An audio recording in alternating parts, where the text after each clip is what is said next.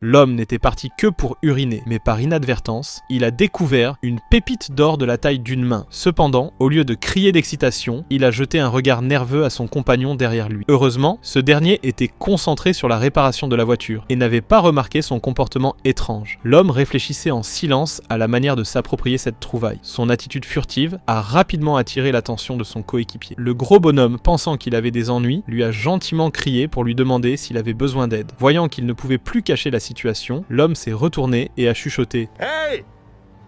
Come look at this! » Pour vérifier l'authenticité de l'or, il a sorti un chalumeau de sa poche. Même après avoir exposé l'objet jaune à une flamme de plus de 1000 degrés, pendant un long moment, il brillait de plus en plus. Les deux hommes, complètement stupéfaits, sont restés sur place pendant une bonne demi-heure avant de se précipiter pour creuser avec une pelle. Cependant, ce qu'ils pensaient n'être qu'une petite quantité s'est avéré n'être que la partie visible de l'iceberg d'une richesse infinie, même après avoir creusé jusqu'à l'épuisement. Ils ont passé tout l'après-midi à creuser comme des fous, mais le fond de l'or restait invisible. Malgré tous leurs efforts, ils n'ont pas réussi à le déplacer d'1 millimètre. Épuisés, les deux hommes se sont souvenus qu'ils avaient d'ombre des outils à portée de main. Ils se sont empressés de sortir une corde et l'ont solidement attaché à l'or. Le moteur a fait tourner les roues à toute vitesse sur place. Mais même après avoir cassé le câble d'acier, la montagne d'or n'a pas bougé d'un pouce. Soudain, des hurlements de loups ont retenti dans la steppe déserte, représentant sans aucun doute la plus grande menace pour leur nouvelle richesse. Ne voulant pas renoncer, les deux hommes ont rapidement ramassé des branches pour allumer un feu afin d'effrayer les bêtes sauvages